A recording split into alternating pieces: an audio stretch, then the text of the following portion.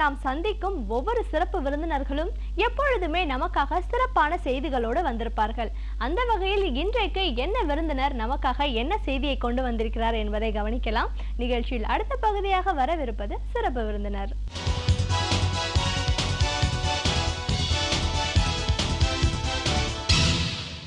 வணக்கம் நேயர்களே, விடியலை வா நிகழ்ச்சியின் சிறப்பு விருந்தினருக்கான நேரம் இது. இன்றைய சிறப்பு விருந்தினர் ஓவியர் பேராசிரியர் பி. மாணிக்கவாசகம் அவர்கள். ஒரு ஓவியரா, ஓவிய ஆசிரியரா இவரோட ஆரம்ப காலகட்டம் எப்படி இருந்தது? பொதுவா ஓவியர் அப்படிங்கிறது கல்லூரி நாட்கள்லேயே ஆரம்பிக்காம முதல்ல ஒரு அரசு துறையில பணியாளரா இருந்துட்டு அதுக்கப்புறம் ஓவியத்தின் மீது இருக்கிற ஈடுபாடு காரணமா இவர் பயின்ற விதயம் எல்லாத்தையும் ரொம்ப சுவாரஸ்யமா இன்னைக்கு நாம அவர்கிட்டே கேட்டு தெரிஞ்சுக்கலாம். வணக்கம் சார். வணக்கம். ஒரு ஓவியரா, ஓவிய பேராசிரியரா எங்க நிகழ்ச்சிக்கு உங்களை முதல்ல வரவேற்கிறோம் சார். ஓவியம் ஆசிரியர் அப்படின்னு வரும்போது நிறைய பேரை நம்ம பார்த்துருக்கோம். ஒரு முழுமையாக ஒரு ஓவிய கல்லூரியில் போய் படிச்சுட்டு ஓவியம் தெரிஞ்சுக்கிட்டதுக்கப்புறம் நிறைய கண்காட்சிகள் வச்சு ஒரு ஓவியராக வர்றவங்களும் பார்க்குறோம்.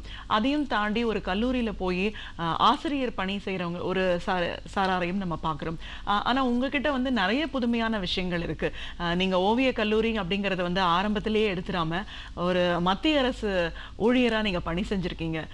டெலிஃபோன்ஸ் டிபார்ட்மெண்ட்டில் இருந்துட்டு 10 வருடங்கள் அந்த பணியில இருந்துட்டு அதுக்கப்புறம் அதை வேண்டான்னு உதறிட்டு ஓவிய கல்லூரியில போய் மாணவனா சேர்ந்து இன்னைக்கு ஒரு ஓவியரா, ஓவிய பேராசிரியரா இருக்கீங்க. ஓவியத்துறை சார்ந்த உங்களோட சுவாரஸ்யமான அனுபவங்கள் எல்லாத்தையும் எங்க நேர்களோட நீங்க முழுமையா பகிர்ந்துக்கணும் சார். கண்டிப்பா. முதல்ல உங்களை பத்தி ஃபர்ஸ்ட் சொல்லுங்க. என்னுடைய சிறு வயது அனுபவங்கள் ரொம்ப ஒரு சுவாரஸ்யமாக இருந்தது, மகிழ்ச்சியாக இருந்தது அப்படின்னு சொல்லலாம். அதே மாதிரி கொஞ்சம் கஷ்டங்களையும் நான் ஏற்றுக்கிட்டு சிரமப்பட்டு படிக்கிறதுக்கு நினைத்த துறையில் போக முடியாமல் அதற்கான வருத்தங்கள்லாம் இருந்த ஒரு சூழலில் தான் நான் இந்த மாதிரியான ஒரு நிலைக்கு வர வேண்டியதாக இருந்துச்சு. ஆரம்ப காலகட்டம் சொல்லப்போனால் பூளவாடி அப்படின்னு சொல்லக்கூடிய ஒரு நல்ல ஒரு கிராமம், கோவை மாவட்டத்தினுடைய ஒரு கிராமம். அதில் ஒரு நல்ல உயர்நிலைப்பள்ளி, மிகச்சிறந்த ஆசிரியர்களை கொண்ட பள்ளி. அந்த பள்ளியில் எலிமெண்ட்ரி ஸ்கூல் முடிஞ்சு அந்த பள்ளியில் ஒரு சிறப்பான ஒரு இதில் தான் நான் ட்ரெயின் அப் ஆனேன். ஆசிரியர்கள் மேலே எனக்கு மரியாதையும், ஒரு நல்ல மாணவனாக நடந்துக்கிட்டது அல்லது மதிப்பெண்கள் வாங்கக்கூடிய மாணவனாக இருந்ததுனால அவர்கள் எனக்கு கொடுத்த ஊக்கமும் நம்பிக்கையும், ஈவன் சொல்லப்போனால் ஸ்டேட் லெவல் ரேங்க் ஹோல்டராக என்னை மாற்றிச்சு. டிஸ்ட்ரிக்ட் லெவலில் ஃபஸ்ட் ரேங்க் ஹோல்டராக நான் வெளியே வந்தேன். ஆனால் ஆரம்பத்திலிருந்து ஓவிய ஆசிரியர்கள் கொடுத்த ஒரு ஆசிரியர், அப்ரஹாம் அப்படின்னு சொல்லக்கூடிய ஆசிரியர், ஒரு சிறப்பான பயிற்சி கொடுத்து திரும்ப திரும்ப நல்ல ஓவியங்களை செய்ய வச்சு அந்த போட்டி மனப்பான்மை உருவாக்குற மாதிரி மாணவர்கள் கூட இருந்ததுனால இதில் எப்படியாவது மிகச்சிறந்து வரணும் அப்படிங்கிற மாதிரி எனக்கு ஒரு ஈடுபாடு வந்துச்சுங்க.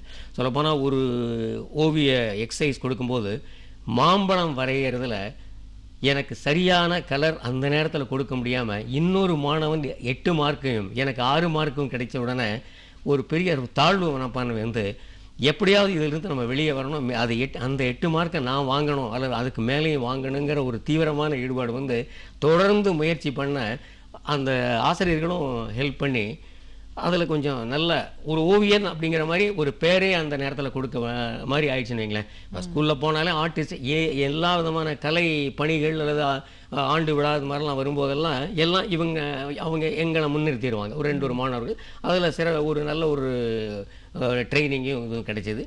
பள்ளி முடிந்த உடனேயே ஒரு சரியாக ஒரு கல்லூரிக்கு போகலாம். எனக்கு தெரிஞ்சதெல்லாம் இந்த ஓவியத்துக்கு கல்லூரி இருக்குன்னு அதெல்லாம் ஒன்றும் தெரியாது, அல்லது இதில் ஆர்ட் டீச்சர் ஆகலாம் அப்படிங்கிற மாதிரியும் எண்ணம் உருவாகலை. அந்த மாதிரி ஒரு என்ஜினியரிங் காலேஜ் அப்படிங்கிற பற்றியும் பெருசாக தெரியல. என்னுடைய அண்ணா, ஒரு ஒன்று வீட்டு அண்ணா ஒருத்தர் டிப்ளமோ மெக்கானிக்கல் படிச்சுட்டு மிகச்சிறந்த துறையில் ஏரோநாட்டிக்ஸில் பணியாற்றிட்டு இருந்ததுனால எனக்கு கண்டிப்பாக அந்த மாதிரி ஏதாவது போயிடணும் அப்படிங்கிற மாதிரி ஒரு எண்ணம் இருந்துச்சு. சரி, டிப்ளமோ அப்படின்னு போகலாம் அப்படின்னு பார்த்தா அது ஒரு 3 வருட படிப்பு.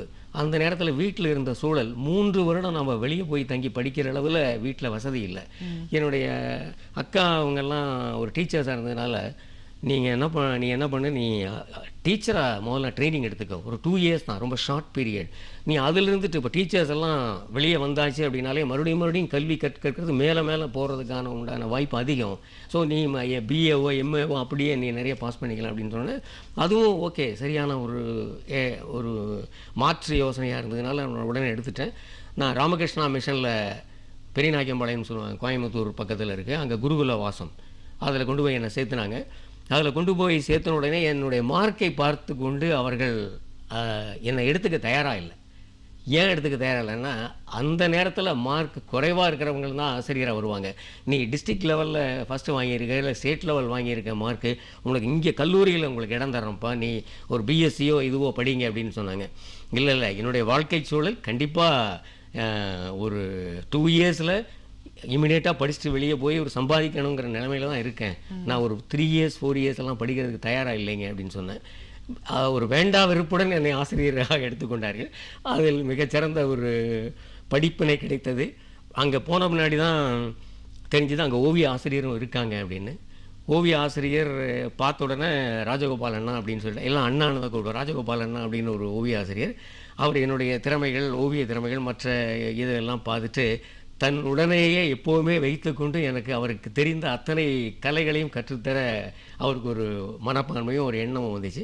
அவர் அந்த காலத்திலேயே ஒரு மிகச்சிறந்த ஸ்தபதி. தென் கும்பகோணம் கல்லூரியில் படிச்சுட்டு ஒரு கோவில் கும்பாபிஷேகத்துக்காக பேரூர் வந்து செட்டில் ஆகணும், அப்படி கோயம்புத்தூர் வந்தவர் அப்புறம் அப்படியே கண்டினியூ ஆகிட்டார். அதனால் அவர் ஒரு சிறந்த ஸ்தபதி, ஒரு ஸ்கல்ப்டர், ஒரு ஓவியர், ஒரு பெயிண்டர். அவருடைய உருவங்கள், கடவுள் உருவங்களை வரைந்தால் அது நேரில் வந்து இருக்கிற மாதிரியான ஒரு காட்சி தர்ற மாதிரி இருக்கும். அவர் கடவுளை வணங்கும் போது அவர் கண்ணில் தாரையாக இது வரும். அந்த மாதிரி ஒரு ஆசிரியர் எனக்கு அமைஞ்சிருந்தால் எப்படி இருக்குன்னு பாருங்கள். அவர் வந்து தொடர்ந்து எனக்கு பயிற்சி கொடுத்து, அது ஸ்கூல்லெல்லாம் நான் பார்க்காத கலர்கள், வண்ணங்கள், டப்பாக்கள் அப்படி இப்படிங்கிறது எல்லாத்தையும் அங்கே ஒரு ரூம் நிறைய கொட்டி கிடந்தா எப்படி இருக்கும். அதில் ட்ரெயின் அப் ஆனவுடனே எனக்கு மிகப்பெரிய சந்தோஷம்.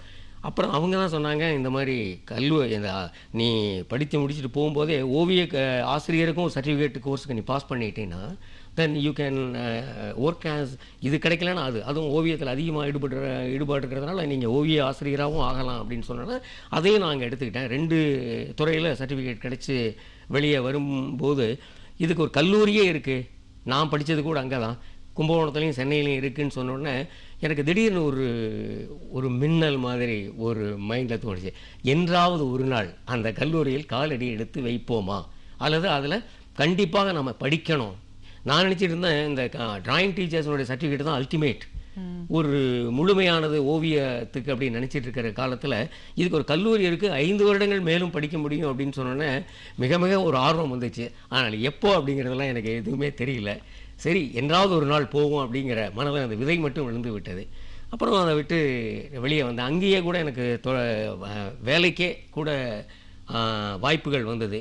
ஈவன் அதை நிறுவனர் அவினாசிலிங்கன் செட்டியார்னு சொல்லுவாங்க, அவர் காந்தியன், அவர் அவ்வளவு பெரிய இன்ஸ்டியூஷனை நிறுவி அவர் மிகச்சிறந்த ஆசைகளை கொண்டு நடத்திட்டு இருக்கிற நிறுவனம், அதில் கூட எனக்கு அந்த வாய்ப்பு கிடைச்சது. எனக்கு என்னவோ மறுபடியும் மீண்டும் வெளியே வந்து ஏதாவது வேறு துறையில் பணியாற்றணும் அப்படிங்கிறதால ஆசிரியராகவே வெளியே பணியாற்றணுங்கிற மாதிரி ஒரு எண்ணம் இருந்தது. வெளியே வந்த உடனே ஆசிரியராக தேடிட்டு இருக்கேன் வேலை. ஒரு இடங்களுக்கு நீ எங்கே போய் பாரு, இவங்களை மீட் பண்ணு, இந்த ஸ்கூலுக்கு அப்ளை பண்ணு அப்படின்னு சொல்லிட்டு இருக்கிற போது டெய்லி பேப்பர்ஸில் வேலைக்கான வாய்ப்புகள் ஏதோ வருது. டெலிஃபோன் டிபார்ட்மெண்ட்டில் வருது, போஸ்டல் டிபார்ட்மெண்ட்டில் வந்தது, ரயில்வே. திடீர்னு டெலிஃபோன் டிபார்ட்மெண்ட்டும் போஸ்டல் டிபார்ட்மெண்ட்டும் வந்த ஒரு விளம்பரம் எனக்கு சுற்றி இருந்த நண்பர்கள், என்னுடைய சீனியர் ஒருத்தர் அங்கே போஸ்ட் மாஸ்டராக ஒர்க் பண்ணார். அவர் என்ன சொன்னார், ஏன் மாணிக்கம் நீ இதில் போட, நீ டீச்சர்ஸ் அதை வெயிட் பண்ணிட்டு இருக்கிறது, இது போட்டேன்னா உடனே உனக்கு கிடைக்கும்பா அப்படின்னாரு. அவர் சொன்ன உடனே நானும் அதுவும் ஒரு நல்ல யோசனையாக இருக்குதுன்னு சொல்லிட்டு உடனே அப்ளை பண்ணேன். ரெண்டும் அப்ளை பண்ணோன்னா 2க்குமே எனக்கு வேலைக்கு வந்து ஜாயின் பண்ணுங்க அல்லது ட்ரைனிங் எடுத்துக்கிறது ஜாயின் பண்ணுங்கள். பிகாஸ் அன்னைக்கு காலகட்டத்தில் அதிகபட்ச மார்க் வாங்கினவங்களுக்கு எஸ்எல்சியில் இந்த வேலை வாய்ப்புகள் உறுதியாக இருந்துச்சு. ரயில்வேயில் போகலாம், பேங்க்கில் போகலாம். பேங்க்கை பற்றியெல்லாம் எனக்கு தெரியல. இந்த 2 தான் அதுவும் பேப்பரில் வந்ததுனால பார்த்தேன். லைப்ரரியோடு எங்களுக்கு அதிகமான தொடர்பு இருந்ததுனால அடிக்கடி பேப்பர் பார்ப்போம். அங்கே இருந்த லைப்ரரியன் இவங்க இதை பண்ணு எதையாவது சொல்லிட்டு இருப்பாங்க. அவங்க சொன்னதுனால இதை போட்ட உடனே வந்துச்சு. அதுலேயும் ஒரு கான்ஃப்ளிக்ட் இருந்தது, டெலிஃபோன் எடுத்துக்கலாமா அல்லது போஸ்டல் எடுத்துக்கலாமா அப்படின்னு.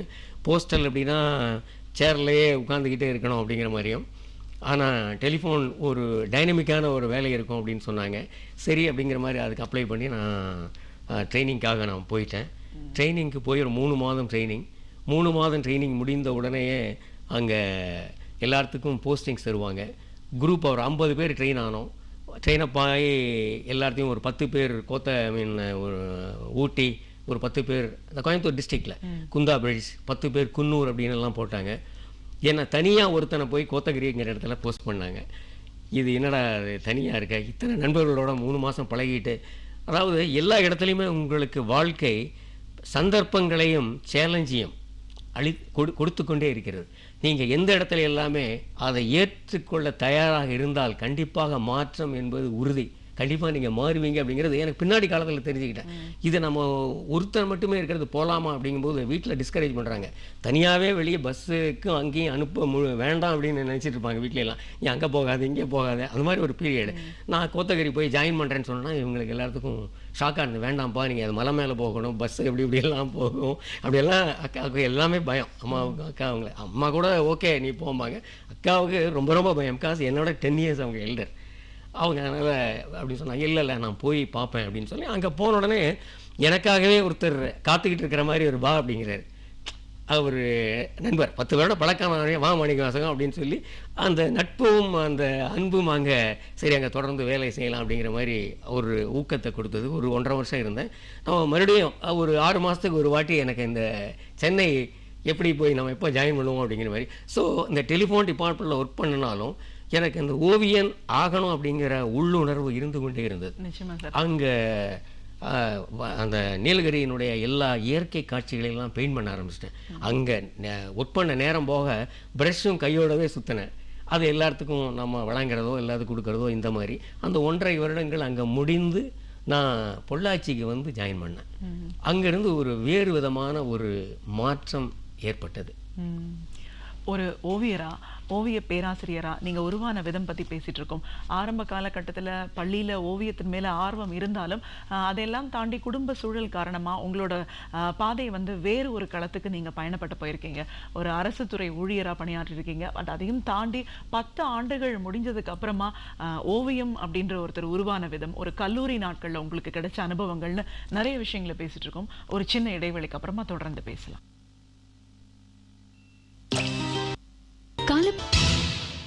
நேர்களே, விடியலை வா நிகழ்ச்சியின் சிறப்பு விருந்தினர் பகுதியில் ஓவிய பேராசிரியர் பி. மாணிக்க வாசகம் அவர்கள்கிட்ட ஓவியத்துறை சார்ந்த பல விஷயங்களை பேசிட்டு இருக்கோம். தொடர்ந்து பேசலாம்.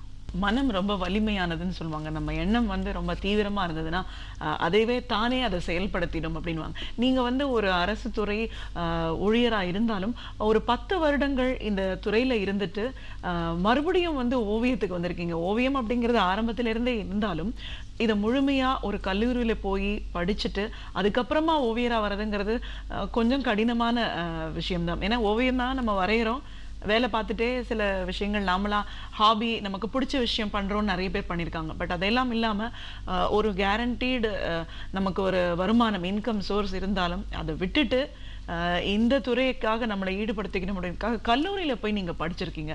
இந்த கல்லூரி நாட்கள் எப்படி உங்களுக்கு அந்த ஆரம்பம் கட்டம் எப்படி இருந்துச்சு சார்? இந்த முடிவு எடுக்கிறது ரொம்ப கடினமான விஷயம். அதை எப்படி நீங்க டிசைட் பண்ணீங்க? நான் பொள்ளாச்சி ஆஃபீஸுக்கு வந்து ஜாயின் பண்ண உடனே நட்பு வட்டம் நல்லா இருந்தது. தொடர்ந்து பெயிண்ட் பண்ணுறதுக்கான ஆதரவும் ஊக்கமும் இருந்து கொண்டே இருந்தது. அப்புறம் பொள்ளாச்சியினுடைய ஃபங்க்ஷன்ஸ், ஒரு டிபார்ட்மெண்ட் ஃபங்க்ஷனுங்கிறது எப்போ அடிக்கடி நடக்கும் எங்கள் இதில். அதனுடைய ஸ்டேஜ் டிசைன் பண்ணுறது, போஸ்டர்ஸ் டிசைன் பண்ணுறது, இந்த மாதிரியான வாய்ப்புகள். அப்புறம் பொள்ளாச்சியினுடைய சுற்றி வட்டார இருக்கக்கூடிய கல்லூரிகளில் என்னுடைய தொடர்பு, அங்கே இருக்கிற பேராசிரியர்கள், அங்கே இருக்கக்கூடிய ஓவியம் சார்ந்த அல்லது அந்த அதிகமான விருப்பமுள்ள நண்பர்கள்லாம் ஒன்றா இணைஞ்சோம். அங்கே தொடர்ந்து நாங்கள் கல்லூரிக்கு ஆஃபீஸுக்கு போகிறதுக்கெல்லாம் போயிட்டு வந்து ஈவினிங் எல்லாம் இதை பற்றிய சிந்தனை, இதை பற்றிய பேச்சு, இதற்கான ஒரு வாசகர் வட்டம் மாதிரி நாங்கள் ஒரு ஆர்டிஸ்ட் வட்டம் அங்கே கிரியேட் பண்ணிட்டேன் நானே. அந்த நட்பு தொடர்ந்து செய்யங்கிறதுக்கும் இதுவும் தெரிய ஒரு முயற்சி இதை கொடுத்தது. அப்போது என்னுடைய ஆஃபீஸர்ஸ்க்கெல்லாம் இதெல்லாம் தெரிய வந்தது, நான் ஒரு ஓவியன் அப்படிங்கிற மாதிரி. அவர்கள் என்னை மிக அதிகமாக பயன்படுத்தி கொண்டார்கள், மிகுந்த ஒரு மரியாதை கொடுத்தார்கள். எல்லா விதமான எங்கள் ஆஃபீஸர்ஸினுடைய டிபார்ட்மெண்ட் ஃபங்க்ஷனோ, அவங்களுக்கு தேவையான உதவிகளோ, அவங்க ஆஃபீஸில் ஏதாவது இன்டீரியர் பண்ணணுமோ, இந்த மாதிரி எல்லாத்துக்கும் என்னை அழைத்தார்கள். அப்போது ஒரு காலகட்டத்தில் பொள்ளாச்சியினுடைய ஒரு காலேஜ் என்ஜிஎம் காலேஜில் ஆர்பி பாஸ்கர்னு சென்னை ஓவியக் கல்லூரியினுடைய பேராசிரியர் வந்து ஒரு டெமோ ஒன்று பண்ணார். அதை எப்படியாவது பார்த்துடணும்னு நாங்கள் போய் அதை பார்த்தது தான் எனக்கு ஒரு டேர்னிங் பாயிண்ட். அதை பார்த்து அவரோட பேசிகிட்டு இருந்து என்னுடைய ஆர்வத்தையும் இதையும் சொன்னேன். உங்கள் மாதிரி ரொம்ப ஆர்வமாக இருக்கிறவங்க எல்லாருமே வந்து அந்த காலேஜில் சேர்ந்தால் தான் உண்மையே கரெக்டாக சரியானபடி இருக்கும்.